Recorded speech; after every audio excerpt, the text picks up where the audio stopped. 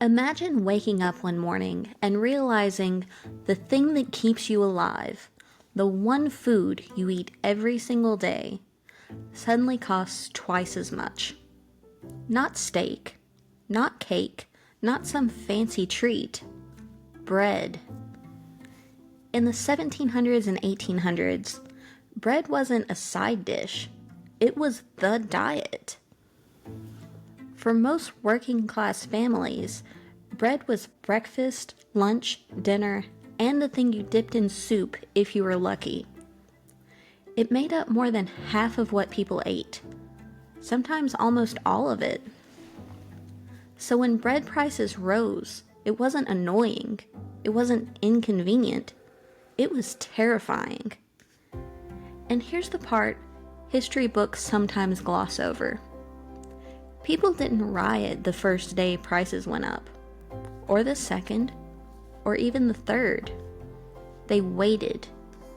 They stretched loaves thinner, they skipped meals, they fed the kids first, they told themselves it would pass. Because that's what they were told. Be patient. The market will correct itself. There's no real shortage. This is just temporary. Where have we heard that before? Across Europe, England, France, Germany, the same scene played out again and again. Bakers raised prices, markets shrugged, officials issued calm statements, and people stood in bread lines doing mental math they already knew didn't work. If you were a laborer, your wages didn't change week to week. You were paid the same whether bread was cheap or impossibly expensive. So when prices jumped, there was nothing to adjust, no wiggle room, no savings, no backup plan. Just hunger. And hunger does something very specific to people. It strips away patience. It strips away theory. It strips away the idea that this is all part of some bigger plan. Because when your stomach is empty, the future stops mattering. All that matters is tonight. That's when people gathered. Not in stock exchanges, not in government offices, but in front of bakeries. And this is important. They didn't show up screaming nonsense or burning everything down. These weren't mobs.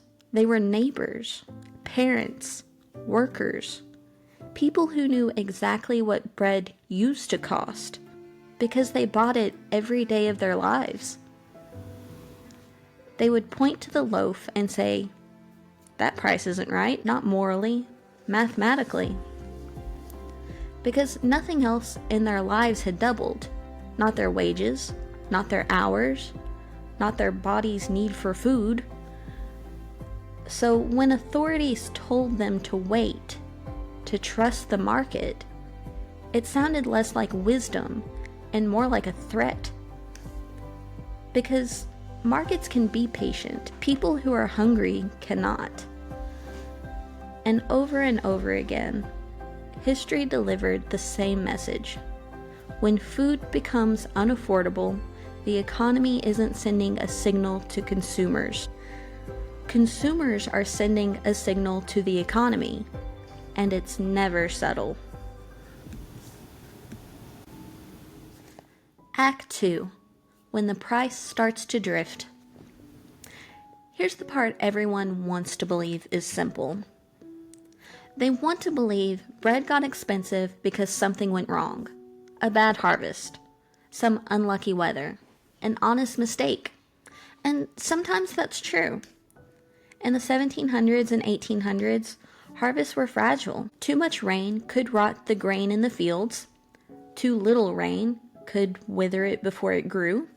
One volcanic eruption in 1815, Mount Tambora, cooled the planet just enough to cause what people called the year without a summer. Crops failed across Europe and North America. But bad harvests are old news. Humanity has survived them forever. A bad harvest doesn't cause riots on its own. What causes riots is what happens after. In France, bread could swallow up 80% of a working family's income. Not because people were irresponsible, because bread was the budget. There was no room for flexibility, no savings category, no cutback elsewhere. So when the price of bread rose even a little, there was nothing left to cut. Picture it like a small town with one grocery store. One week, shelves are thinner. Not empty, just thinner. The baker still has loaves, but fewer of them. People notice, word spreads, and suddenly fear enters the room. Better grab an extra loaf, just in case. I heard prices are going up. And that's when prices start to drift. Because some people don't just buy what they need. They buy what they might need later. And others don't buy to eat at all. They buy to wait. They store the grain. They hold it back. They watch the numbers climb. Much like the great toilet paper crisis of 2020. This wasn't always illegal. In many places, it was encouraged. Early free market thinking said high prices were a signal. Proof that the system was working. Scarcity would attract supply. Profit would fix the problem. Eventually. But eventually doesn't feed people tonight. And wages didn't move the way prices did. If you were a worker, your pay was fixed. You earned the same whether bread was cheap or painfully expensive. So when food prices rose, your paycheck didn't stretch, it shrank. First, families cut meat. Then they cut vegetables. Then they watered down soup. Then they skipped meals altogether. Hunger didn't arrive all at once. It crept in quietly, disguised as budgeting. Meanwhile, officials repeated the line that still echoes today.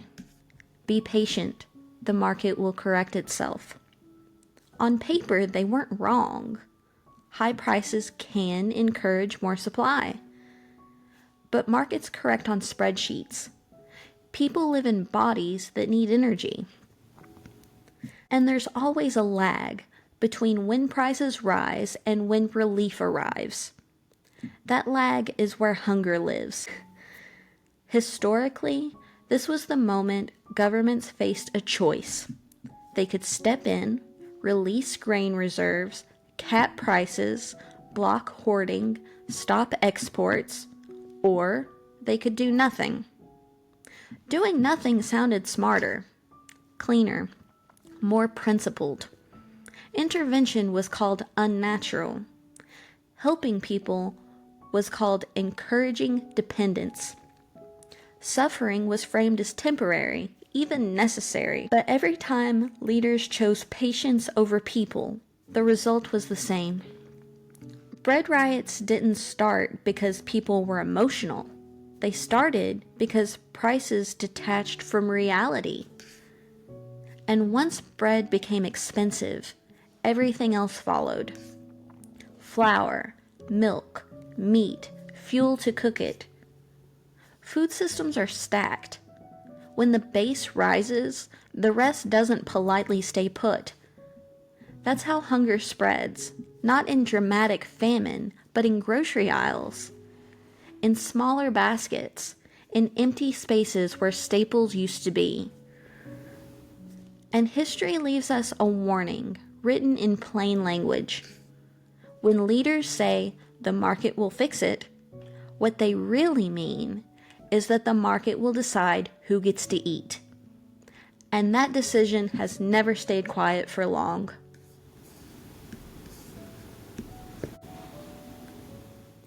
Act 3. The riots were not what you think. So eventually, people stopped waiting. Not because they were reckless, because the waiting didn't work. And when they moved, they didn't move like chaos.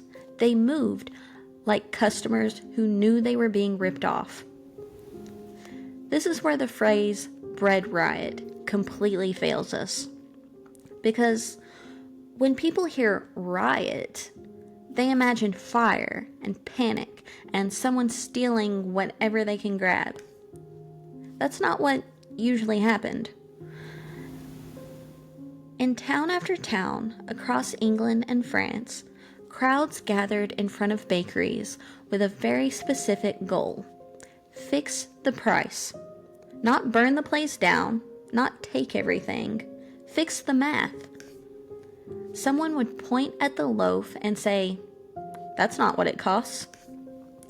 And here's the part that still surprises historians. People paid. They didn't demand free bread. They paid what they believed was fair. Money was left on counters. Transactions were visible, sometimes carefully recorded, which is incredible, because that means this wasn't rejection of markets, it was enforcement of them. Think less lawless mob, more angry accounting department. Crowds often protected bakeries they believed were being squeezed by grain merchants. But hoarders, speculators, people sitting on warehouses of grain waiting for prices to climb, those people were about to have a very bad afternoon. Warehouses were opened, grain was sold publicly, prices were reset, not by decree, but by consensus. And yes, sometimes it got weird. There are accounts of rioters waiting politely while loaves finished baking before forcing them to be sold cheaper. In one town, a crowd scolded a merchant for trying to sneak grain out of the back, like a kid sneaking cookies. This wasn't hunger turning people feral. It was hunger turning people organized. Because when you're starving, you don't want disorder. You want predictability. You want the rules to make sense again. And that's the part elites consistently misunderstood. They saw riots as proof that people were irrational, emotional, dangerous. But the riots kept stopping once prices came down. They didn't spiral endlessly. They didn't target random homes. They targeted distortions. What people were really saying was simple.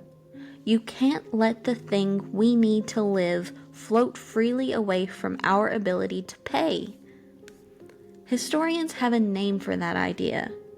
They call it the moral economy.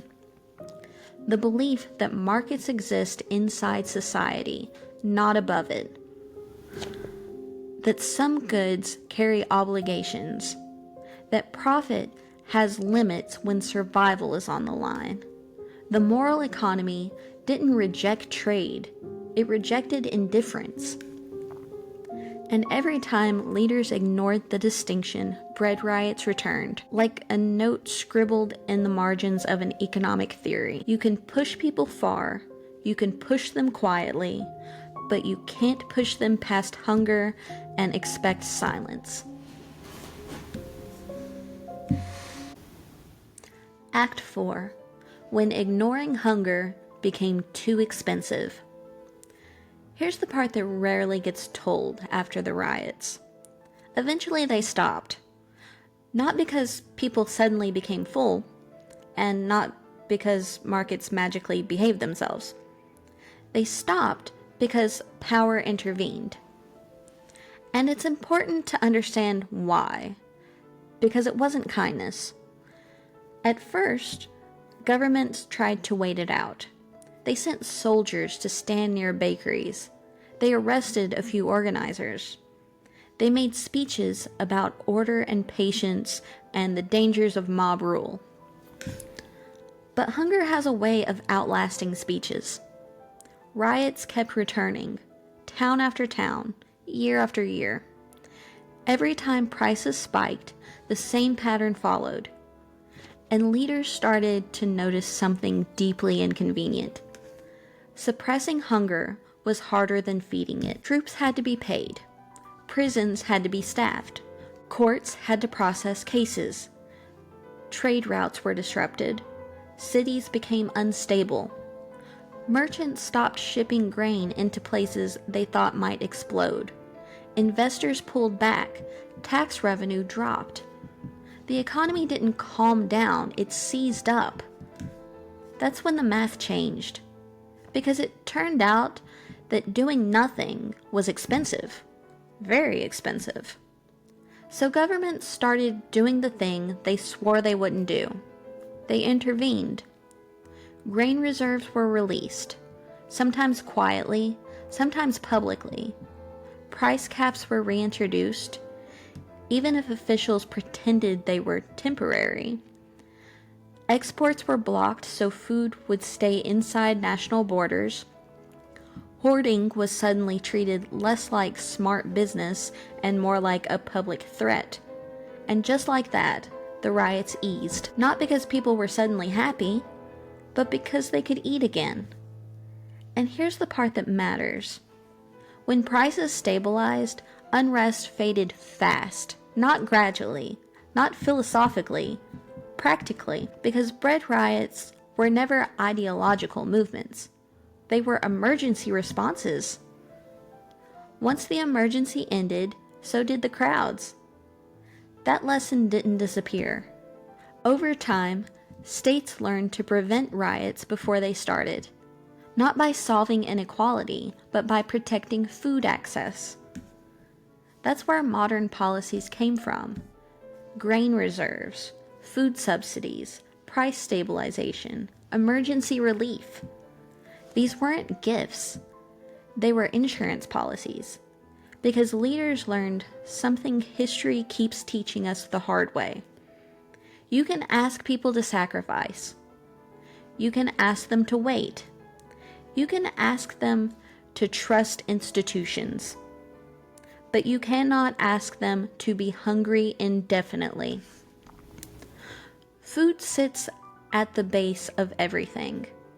When it becomes unaffordable, every other argument collapses.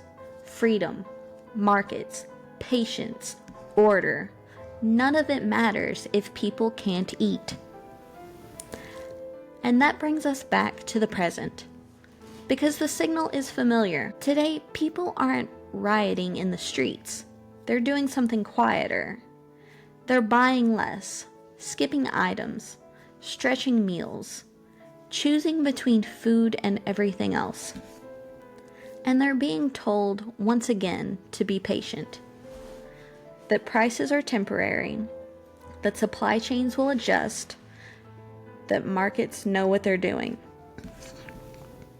History doesn't say that's impossible. It says it's risky. Because when food prices rise across the board, not just one item, but all of them, it means the base is shifting. And when the base shifts, the pressure moves upward. Bread riots were the early warning system, not of rebellion, but of misalignment. They were the moment when people said, the system no longer reflects our lives. And when leaders ignore that message, the cost didn't disappear. It compounded. So intervention didn't happen because leaders suddenly cared more. It happened because stability was cheaper than chaos. Feeding people costs less than policing them. Releasing grain costs less than suppressing unrest. Making things better costs less than pretending nothing was wrong. That's the part we tend to forget. Not everything that's necessary is moral. Some things are just unavoidable. And food affordability is one of them. Because hunger is not a phase. It's not a lesson. It's not a personal failure. It's a signal. And history is very clear about what happens when the signal is ignored for too long. Act 5. The signal didn't disappear. So, what does all of this mean now? Because bread riots feel like history. Old streets, old clothes, old governments making old mistakes. But the signal they sent never disappeared. It just changed form. Today, bread still isn't a luxury. It's just been joined by a longer list. Eggs, milk, rice, rent, utilities, fuel to get to work, food to make it through the week. The modern version of a bread riot doesn't start in front of a bakery. It starts in a grocery aisle. It looks like smaller baskets, generic brands, skipped items, quiet math done on phones, parents feeding kids first, adults eating later or not at all. And just like before, people don't panic immediately. They wait, they adjust, they stretch, they tell themselves it's temporary. Because that's what they're told. That inflation is easing, that supply chains will normalize, that the market needs time. And sometimes that's even true. But history isn't warning us that prices can never come down. It's warning us about the lag, the space between when prices rise and when relief actually reaches people. That gap is where pressure builds. And pressure doesn't always explode outward. Sometimes it collapses inward. People stop spending. They stop trusting. They stop believing the system reflects their lives. That's the modern moral economy breaking, quietly. No mobs, no torches, just withdrawal. When people can't afford the basics, they don't rebel first. They disengage. They stop participating in an economy that no longer seems designed for them to survive. And here's the part that should sound familiar. Leaders don't intervene because they suddenly become compassionate. They intervene when instability becomes expensive, when consumer demand collapses, when public trust erodes, when the cost of doing nothing starts showing up in GDP, elections, and balance sheets. That was true in the 1700s, it was true in the 1800s, and it's still true now. Bread riots weren't warnings of chaos. They were warnings of misalignment, of prices detaching from wages, of markets drifting away from bodies, of systems forgetting that people don't live in charts. And history is clear about one thing. You can stretch people thin. You can ask them to wait. You can tell them the math will work itself out. But when the basics become unaffordable, patience runs out long before hunger does. Not because people are unreasonable, but because they are human. The signal didn't disappear. It just got quieter. And history tells us that when quiet signals are ignored, they don't stay quiet forever.